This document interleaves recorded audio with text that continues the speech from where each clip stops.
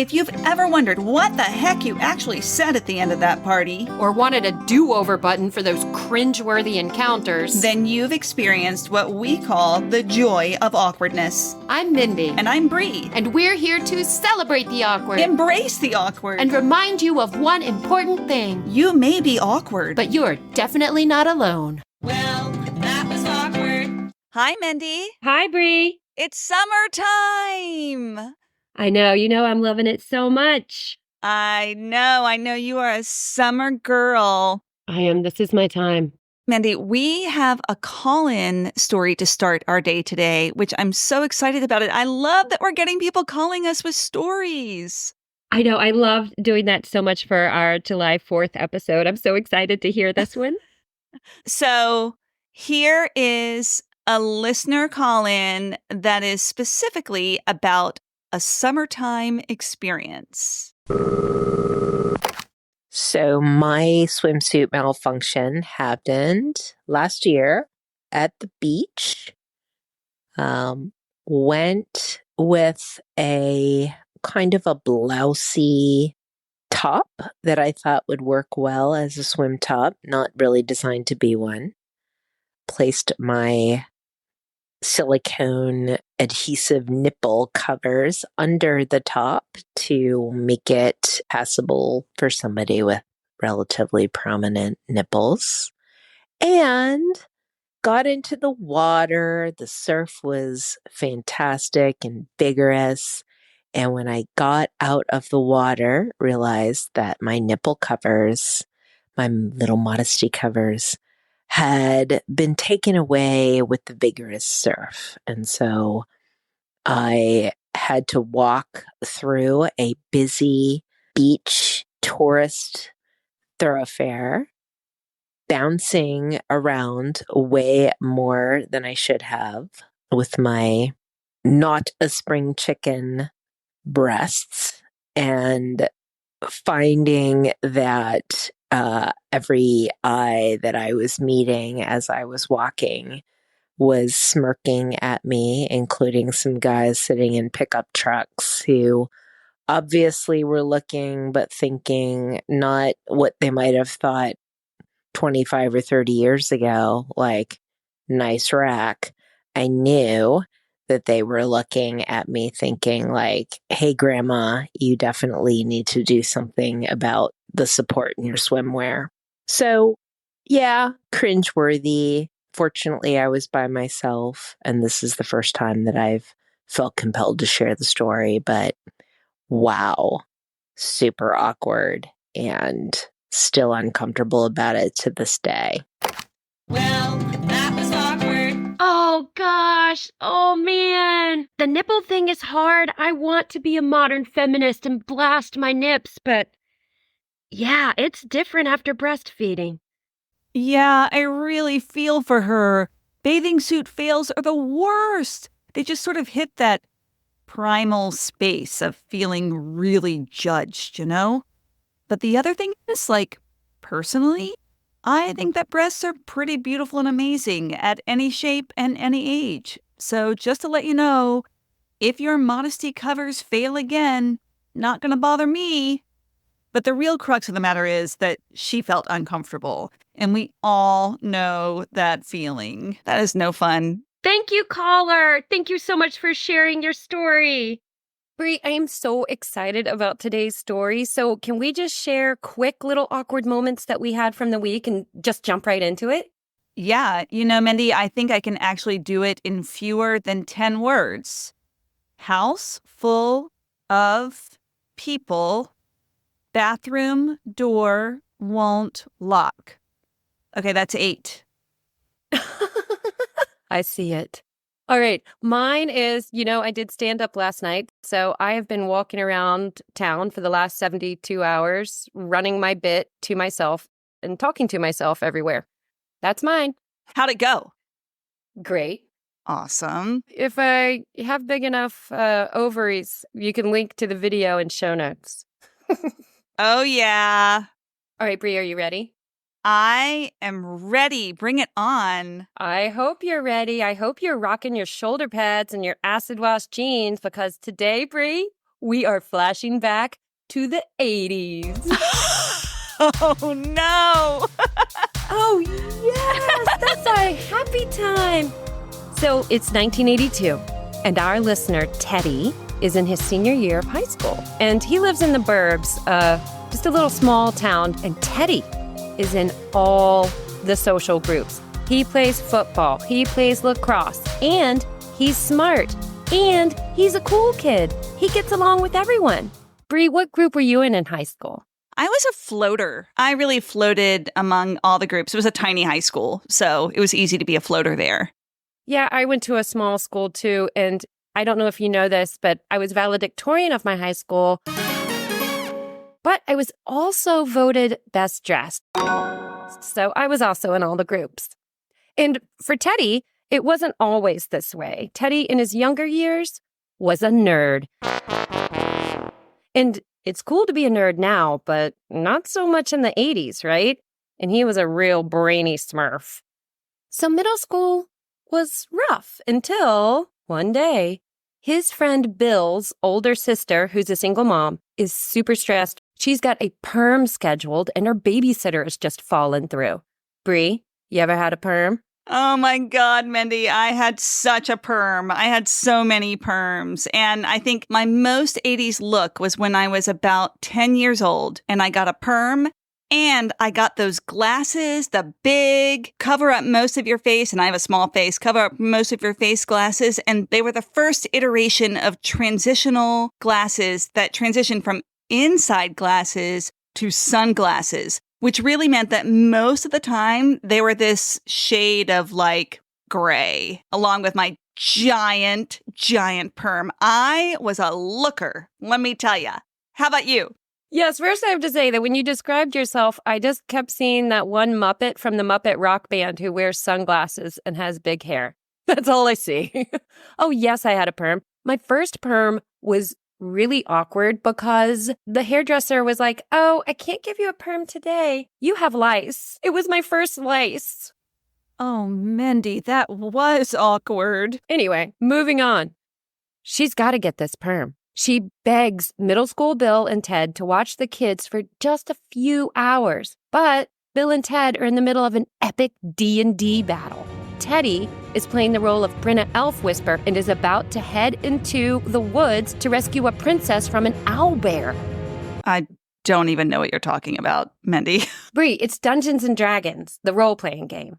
And this is a really bad time to leave the game because owlbears are notoriously aggressive and unpredictable. So are big sisters.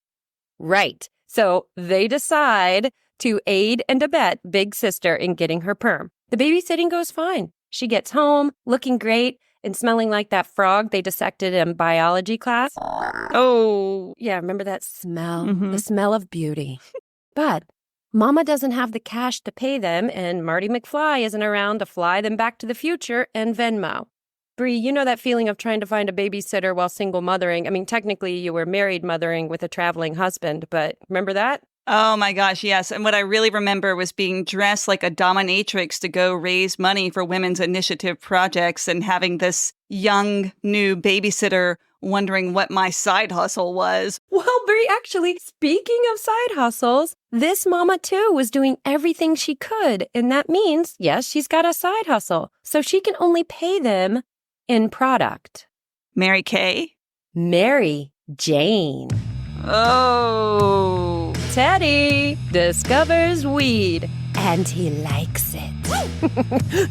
And this babysitting trade-off starts working out really well and becoming a regular thing. Whenever Mama needs to go out and, like, I don't know, smoke cigarettes at the bowling alley and have a ding-dang tab all to herself, she calls little brother Bill and Ted. Teddy stops tucking in his shirts. He lets his hair get a little shaggier. And this gets him into the cool kids club. Okay, this is scaring me already. It's going to be all right, Bree. It's going to be all right. So by his senior year of high school, he's stoned 24/7. He's smoking at the bus stop on the way to school. He's going behind the rock at lunch to stay lifted. One more hit on the walk home from school, so the trip is more interesting. He can commune with the butterflies. Yes. Bree, how are you feeling about this so far? You know how I feel about the weed and my response to it. So I'm pretty worried about what's going to happen. Well, Teddy said it was the 80s and all the kids were doing it. The teachers, they did not go behind the rock. Now, the rock is this giant boulder that is just down from the cafeteria outside of lunch. Okay.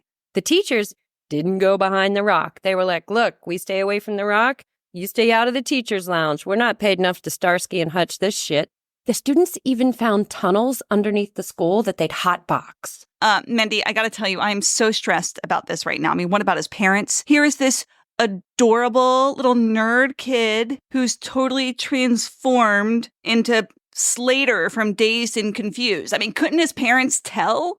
Right? You think? Teddy lived with his mom, grandma, and his grandma's sister. Well, then they definitely knew. Yeah, a woman knows. I mean, if I so much as sighed, my Mimi would whip out the thermometer and make an appointment for the pediatrician. Bree, I farted 3 times at Disney World and my grandma made me stay in the next day and gave me a suppository.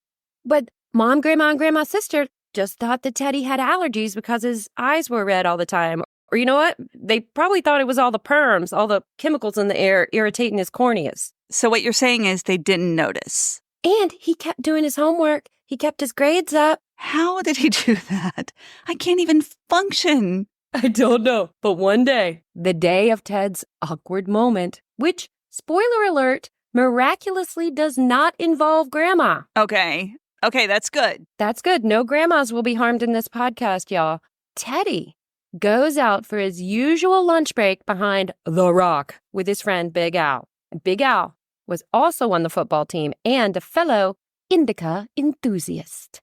Big Al gets Teddy to do a shotgun at lunch. Mendy, what is a shotgun? Okay, Bree, here's our learning moment. A shotgun is when one person holds the lit end of a joint or spliff in their mouth while the other one blows the joint as hard as possible. So it's basically filling your lungs with a giant balloon of ganja smoke. Okay. Yeah, great idea. And Big Al is big, defensive lineman big. His lungs are the size of a horse. His lungs are the size of that luck dragon in the Never-Ending Story. So Teddy gets super high. Flying on the luck dragon. That's my new nickname for you, the Bree Luck Dragon. All right, but Teddy is still a nerd, and he still has calculus, so he books it to class. But he's late, of course, so the only open seat is in the front row, and he's super stoned. His teacher gets into the lesson, and Teddy is used to zoning out in this class. The teacher has that, sweet soporific drone of Ben Stein in Ferris Bueller. He starts to space out, as usual. And Bree, this reminds me of my geometry class in high school, which was so boring. I used to watch the clock to see if I could hold my breath as long as Daryl Hannah and Splash. Did you have a class like that? Yes, Mendy. So I took Latin for 4 years with a teacher named Mr. And Mr. had quite the drone. And every day I would come in and we'd be doing our work and he would always call on me for the number 3. But the way he would do it is this. He would say, "Number 3, Bree." And the good thing about that was that I always knew which number to prepare before I went into class. But the other thing about it, though, is that my best friend was named Ann Carrick. And by the end of our time there, we were the only 2 people in the class. But no number rhymes with Carrick. So she didn't have to go up to the board. That's great. And yes, this is the 80s, back when teachers could call you up to the board, back when they could totally put their students on blast. Shame was still very much part of the curriculum. Yeah, I got an A+++ in shame. So Ted's teacher starts calling his classmates to the board to show how they solved the previous night's homework. A dude behind him is called. Cindy Winkler, a girl he has a crush on, goes up to the board. He's just trying to hold it together, just to stay very, very still, like an undercover owlbear. He is very stoned, Bree. He's staring at last night's homework and wondering why the largest domain of real numbers where f equals x looks a whole lot like E.T. and he hears, Ted, Ted, Teddy, Theodore, Theodore. The teacher is calling on him. Oh, God. He is shocked out of his reverie into the present moment. And as he gasps, his lungs release the big owl breath of life that was shotgunned into him behind the rock. In his words, I just kind of convulse. And suddenly,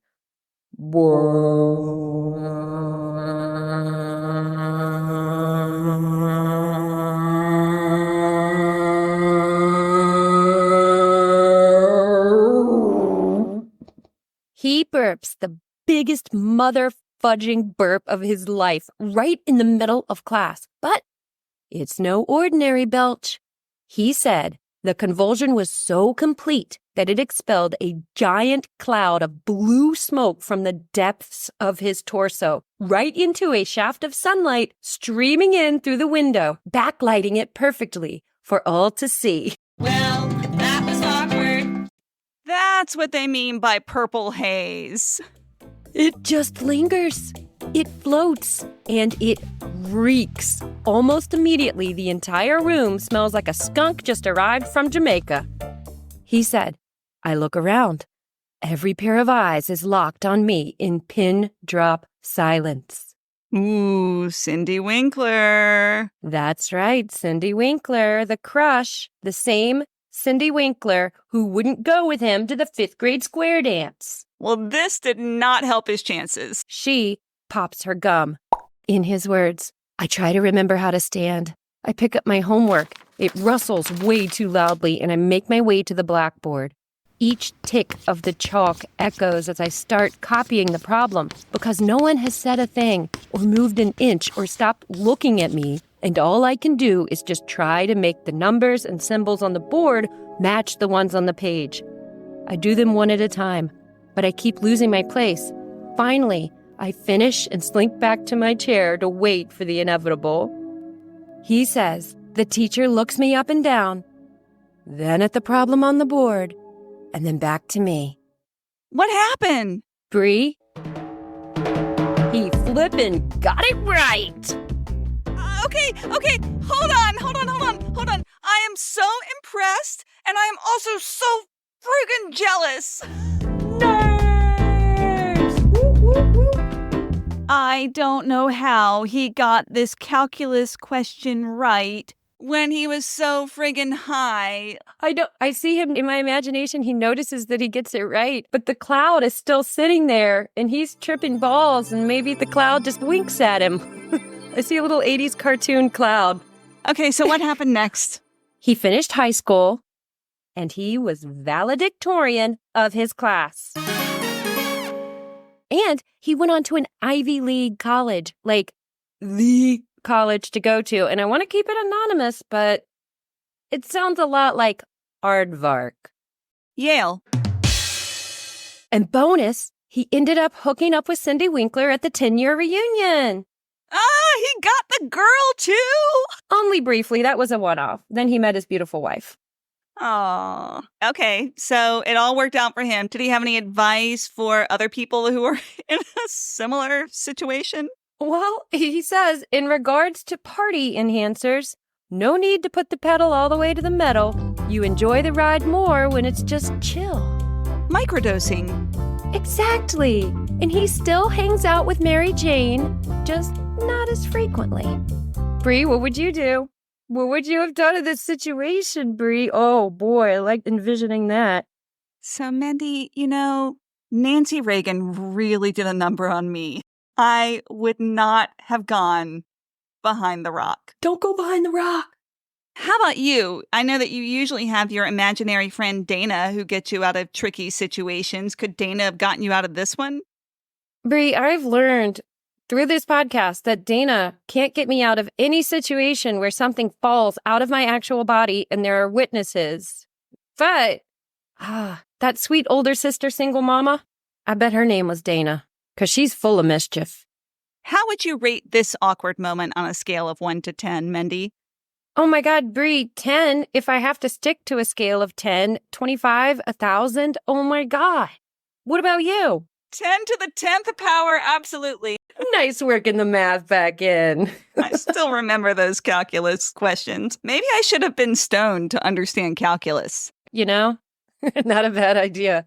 Teddy, thank you so much for this story. This was so much fun.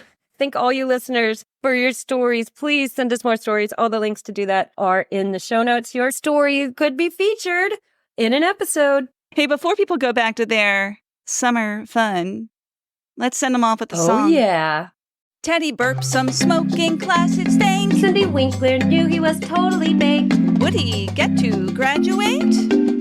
Well, that was awkward. So if you go behind the rock, Smoke some ganja with a jock. make sure that GPA is on lock. This is your brain behind the rock. Just say sometimes. Well, that was awkward.